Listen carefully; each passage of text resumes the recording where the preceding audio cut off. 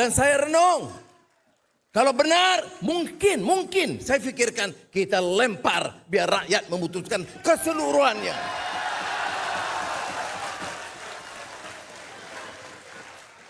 Kita tak makan ugutan. Pukul, sudah kena pukul. Penjara, sudah. Nak ugut oleh budak-budak? Oh, no way. No. Jadi saya nak beritahu. Dan mungkin saya dipanggil kawan-kawan dengan pimpinan kerajaan perpaduan yang memutuskan bila pilihan raya saya. Kalau betul, pilih untuk dah lelah dan penat dengan kerajaan perpaduan ini, kita kembalikan kepada rakyat untuk menembus mandat. Bukan saja di Johor dan Negeri Sembilan, seluruh negara saya bersedia.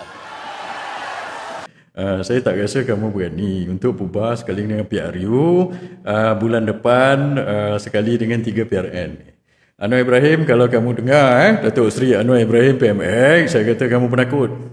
Saya tak rasa kamu berani bubar. Kalau kamu berani Anwar Ibrahim, kalau kamu anak jantan, kamu bubar parlimen sekali dengan PRN ni pada bulan depan. Itu kalau kamu anak jantan lah.